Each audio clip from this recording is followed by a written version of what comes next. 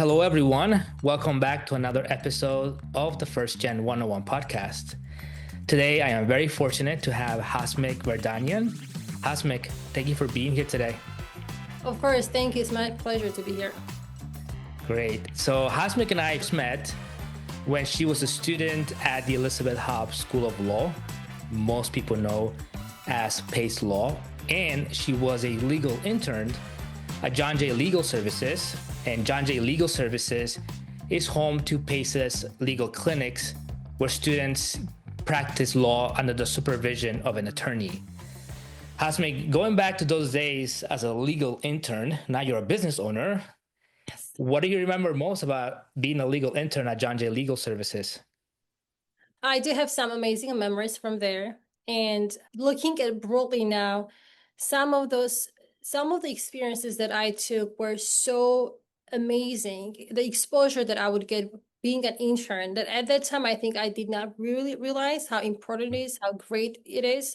So when I look back, I did internship, I did externship at the clinics, and that gave me some fundamental skills that I carried to the actual attorney job and then even to being a business owner. But there are some highlights, clearly having my child come with me to work. And there are some stories that I still remember, chit-chatting with you and asking some random questions because I was so clueless about law school. I think I was the first one among my community or the people that I used to hang out. I still hang out, but that I went to law school. So I remember I would pop into your office sometimes and ask some questions. What do I do with my life? And then you would just direct me, try this one. I was like, okay.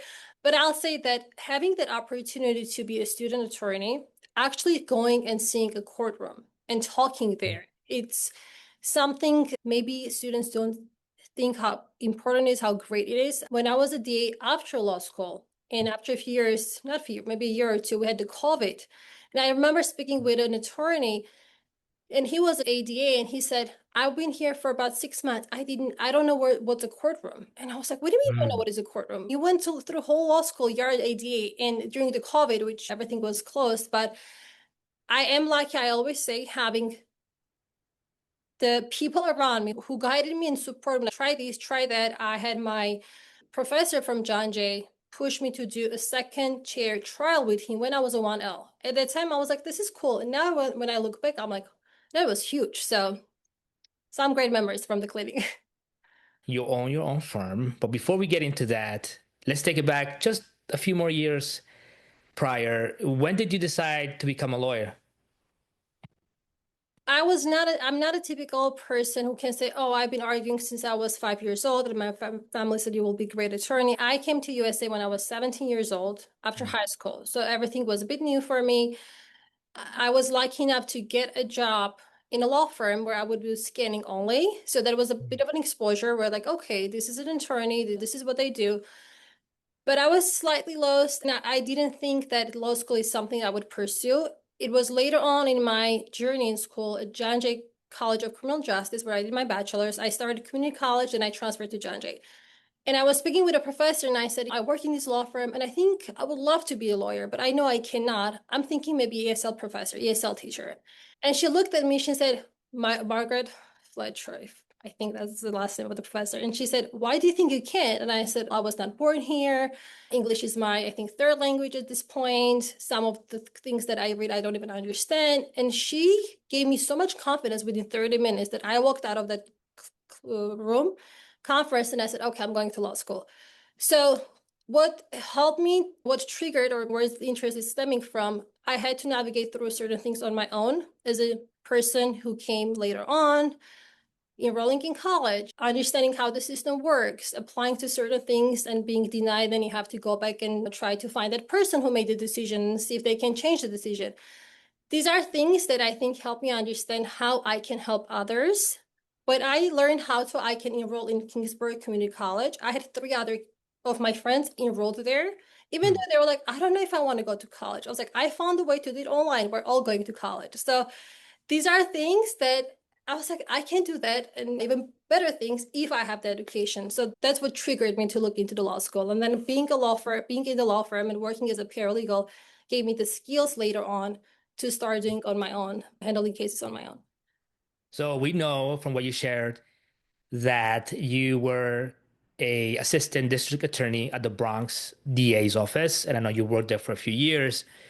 And today we're going to focus on the business of owning a law firm. There are many first generation students who are thinking about going to law school and considering having their own firm in the future.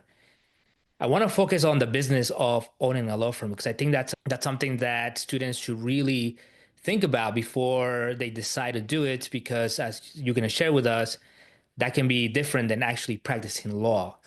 So tell me about the Vardanyan Law Group. Yeah, so when I started law school, I had in my mind that one day I do want to open my firm. Mm. Just again, coming from working in a firm and having that experience that I can help others, it fascinated with me.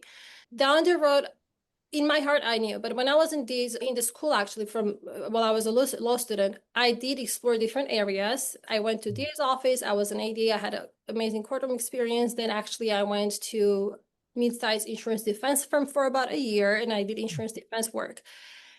And then one day when I was sitting in, I said, "What makes you happy, Hasmik?" Because I was working many hours. At that time, I already had my second baby.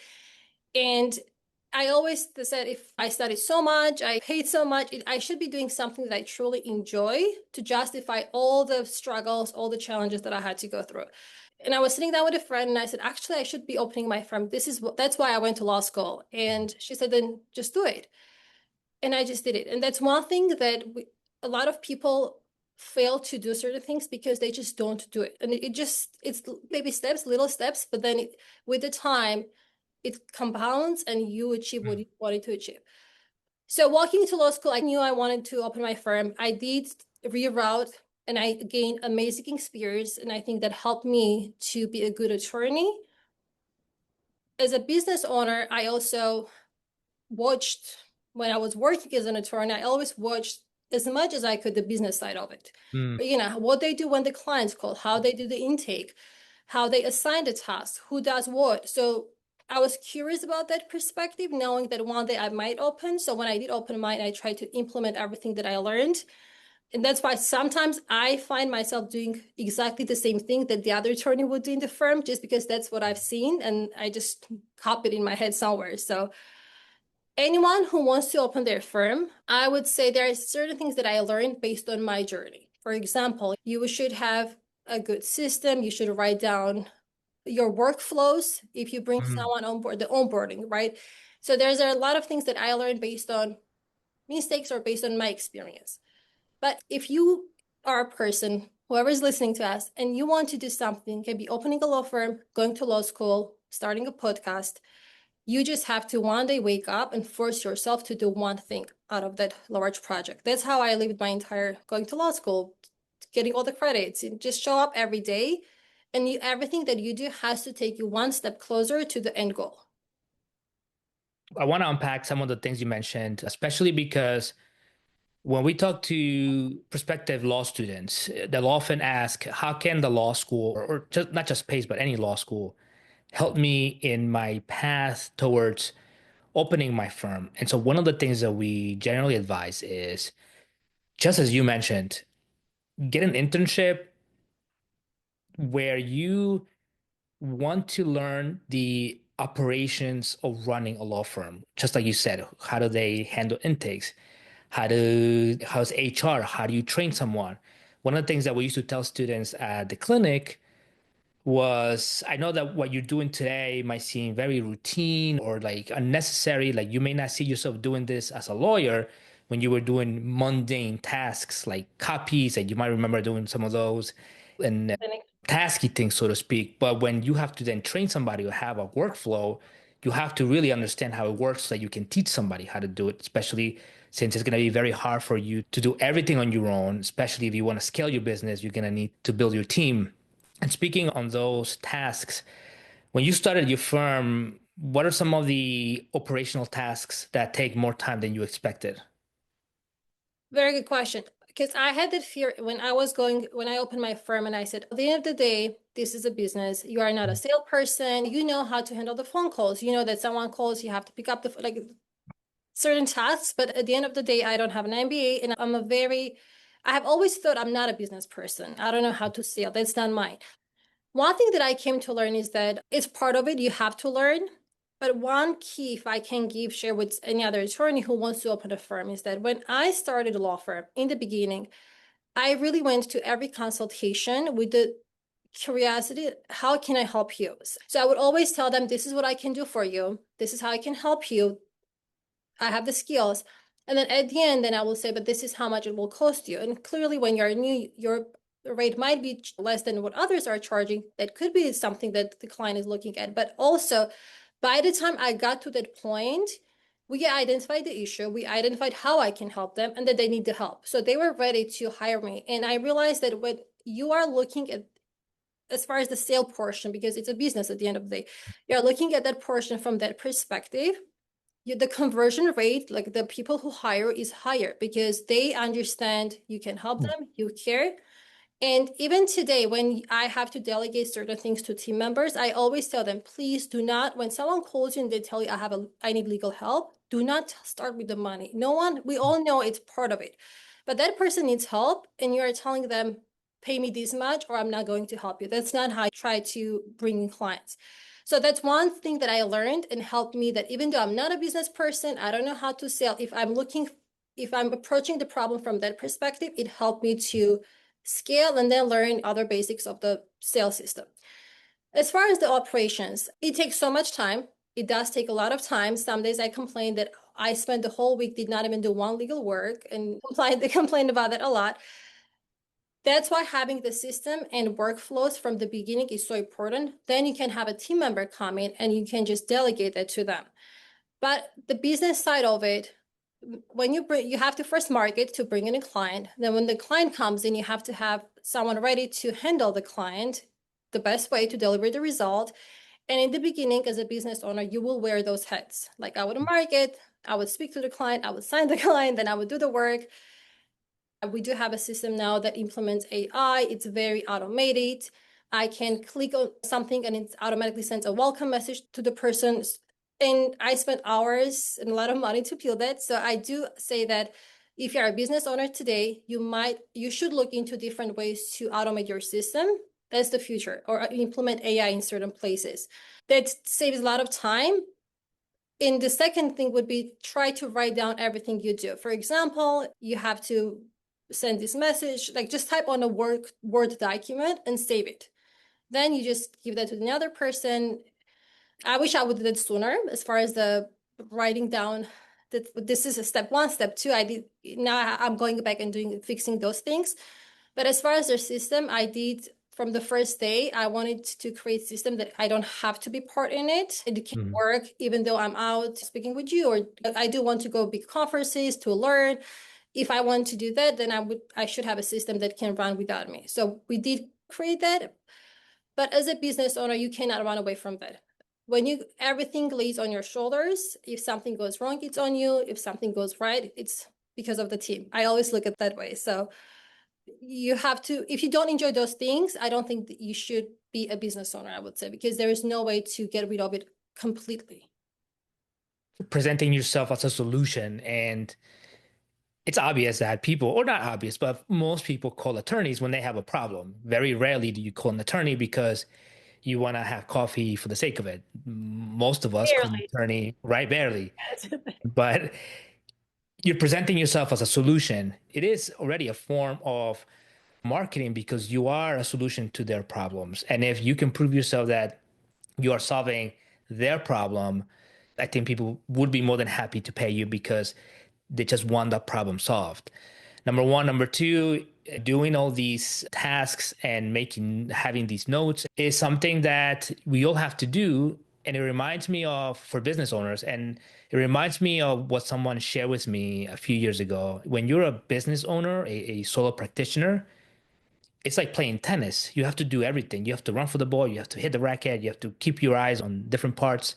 But then eventually you want to be more like a football coach where you are more overseeing the big picture and working with the players, which it sounds like you're doing already, not only by systemizing your operation, but also implementing AI, which I think is a really help for people who are just beginning their law firms to really use the tools around.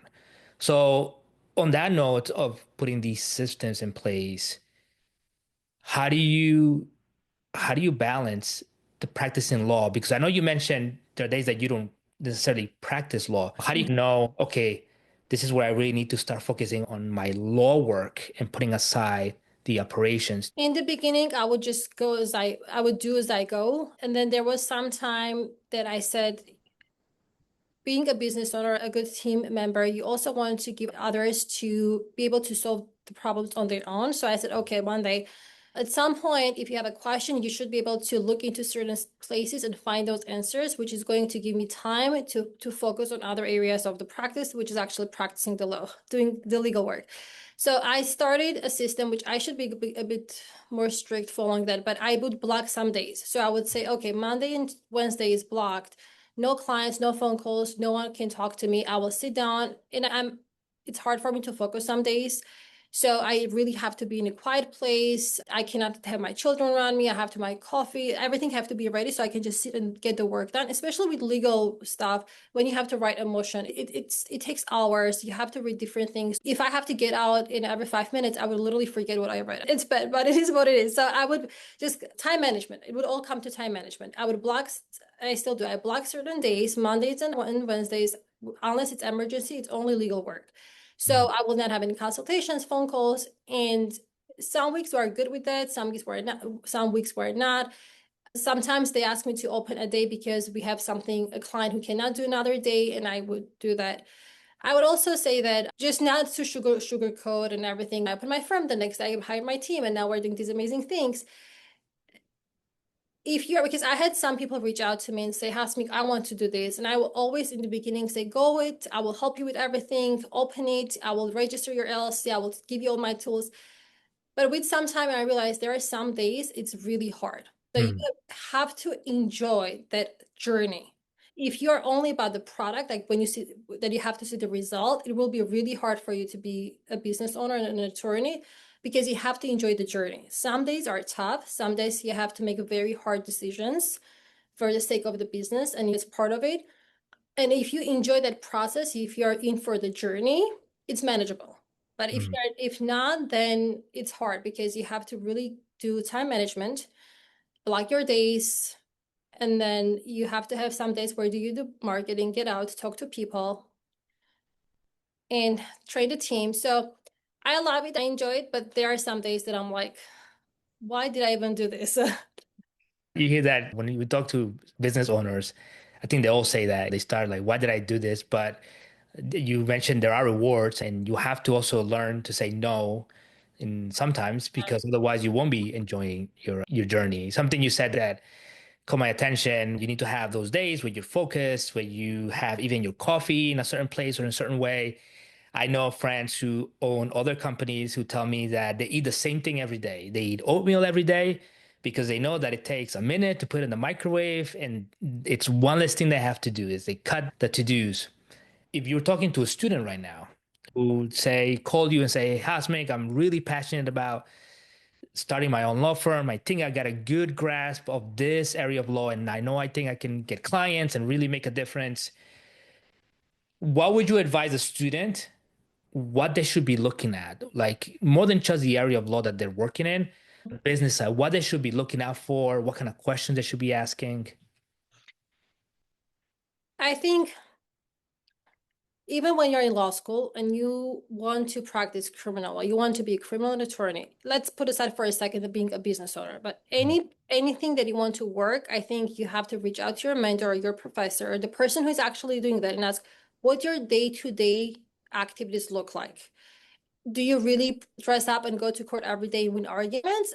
None, no. Half of the day is sending emails, some legal arguments, fixing the broken printer machine. You have to see what their day looks like. So I would say if you're a law student and you want to practice in certain area of the law, reach out to an attorney who does that and ask them what your day-to-day activities look like, 9 to 5. Just walk me through. If you Mm, want to start a business, my best exposure was that I was in a law firm doing similar work, and I was there from being a scanning person up until a paralegal. So I've seen everything, and I try to work on everything to get an idea. But if you cannot do that, then I would say you have to do a bit of homework, understand where this person is getting the clients, where they're coming from. Once, okay, I open my office, I registered, I got my first client. What do I do next? What do I provide? The first thing they have to look at is that what I can solve for that person. At the end of the day, you have to provide a value. And how I'm going to solve it. Do I have the tools? Do I have to reach out a few attorneys and say, hey, I want to do this case. Can you mentor? Can you oversee my work? Because if you're going to provide someone a service, you want to make sure that service is accurate. You do not open yourself to any malpractice. So then secure the client, make sure you have someone to reach out in the beginning for a quick question. Can you review and make sure I'm doing this the right way? Have some type of system. It doesn't have to be create Google Workspace. Everything, you have to have a paper trail. Sign the client called, the client provided that. In the beginning, you think I'll remember, at some point you do not remember.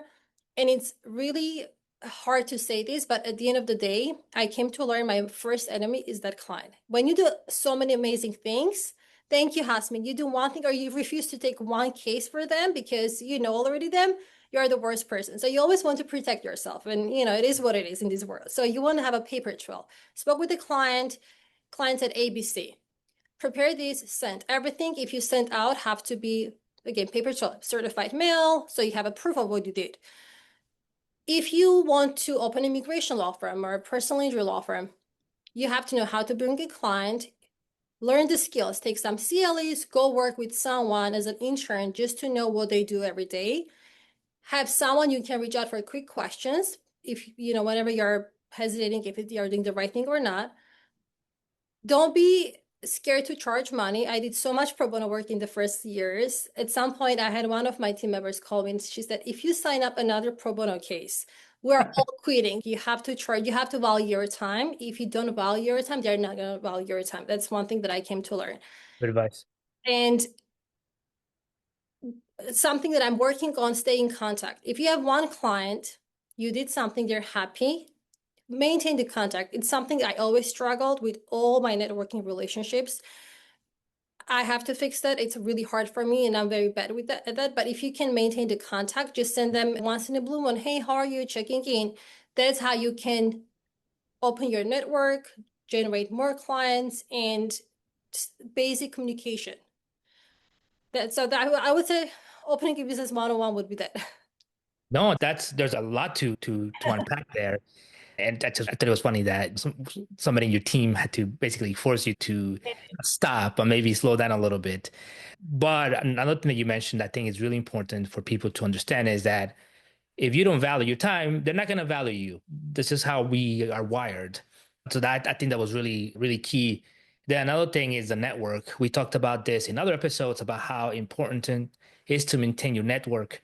So developing a system to, especially nowadays when it's a little bit easier with AI, that maybe you can create genuine messages, but maybe systemize it so that you can send them periodically. It's really important to maintain your network. So, Hasmik, as we come to the end, what have you learned about yourself? And I know you mentioned a few things, but what have you learned about yourself in this journey? Okay. I came to learn that I have always been like this in a way that if I wanted something truly in my mind, I will show up for that. I did it for the law school. I started when my son was newborn and I felt so awkward the whole year. I felt like a teen mom in school. But I know it just deeply in me, like I have to do this. So it's the same thing that I came to learn. Now there are certain projects that I want to start and then I'm like, I don't need to. And then you can't do it, Hasmik, just look back. So I came to learn that if I really want it, I'll show up and I will do it. But I'm not a complainer. I also learned that I have to respect my time and value my time. It really came to me, I'll be honest, years. At some point, I was practicing, I would put my kids' picture in front of me, and I would say, if someone calls me and you say, can you do this? You say no, because you can spend the time with your kids. I had to visualize it because I do want to help a lot of people. Sometimes I get mad. Some people do not appreciate, some people appreciate, but I came to learn very important thing. When you do a project, a service for someone for absolutely free, you would expect them to be so grateful, right? Because then you do the same thing for someone you charge. It's always the person that you charge they are more grateful, they are more happy, and the person you did for free, they expect it. So that's why even if it's something small, I have to charge. That's how I value my time, and that's how I teach them they have to value my time. It was a hard lesson. I learned that running a business is hard. Some days you have to make decisions that you do not want to. In your heart, you think that's not the right on moral level, but if business-wise, you have to make it. And being able to make that decision, stick to it, and continue, it takes a character to do that. So I came to learn that I can do that sometimes because I do want the business to succeed. And overall, I do agree staying in touch with people. We always say in Armenia, they would always say, oh, you have to know people here. You have to have money or you have to know people. And then when I came here and I said, it's similar, you have to have a network. If you have someone who can actually, and I'm not saying that you don't have any merits and they are going and advocate for you, but if you do have the merits and you have someone who can advocate for you, it always helps. Or if someone can connect you with someone else, it helps so much. As a first-gen business owner, to wrap it up, network will be a key. I went to law school and I didn't have anyone that I could ask simple questions. And sometimes you are shy. You don't want to ask a lot of questions. You don't want to sound clueless. You find I was a very solo learner. Like I learned best when I was alone. So I was not in a group setting. And that also when you're in a group setting, then you stay connected to them. You again comes back to the network. As a first gen, that's one thing you want to do. You always want to connect different people because we don't have that resources. We don't have a family law firm who can just connect me to someone that I need. Resources. And I had a few professors in my career, like Professor Barry, that I still sometimes, once every in blue moon, I text her and I said, just to say thank you for everything you did for me. Professor Michael Croce from John Jay, he was amazing. And I can count on my fingers. I have Catalina Buitrago from Westchester DA's office. And if you look, all of these people, they played the role of having the family resource with some advice, connections, or just helping you to get on the right direction. Even the last firm that I worked, Michelle Arbitro, she was the partner, and I still reach out to her because she's a mom with 2 kids. And I would always look at her and say, how she does that? And when I opened my firm, maybe 6 months in, I texted her and I said, Michelle, now I understand why you would disappear for quite a period of time. And then she would come back, let's do this. Because that's what I do. Some days I just have to disappear, not talk to anyone, then I'll come back and get work done. So if you're a first gen, try to work on that. It makes a difference. Well, Hasmik, I thank you very much for taking time from your very busy work life to do this episode with us. There's so much to learn from this. I know that there are many who are going to re-listen or this episode for a lot of the information you shared. I'm going to leave the contact information and the social media handles of your firm in this episode. But just to close, if anyone wants to reach out to you for your services, how can they best contact you? Thank you, Miguel. They can call for the firm services, they can call 201-678-1806. But any student who is listening and needs any advice, any tips, tricks, I will share my email with you. I'm more than happy to help them. They can email me any questions, and I'm open to provide anything that I know. And I don't know a lot, but I know some, to any student or any future business owner. Hasmik, thank you very much for being here today.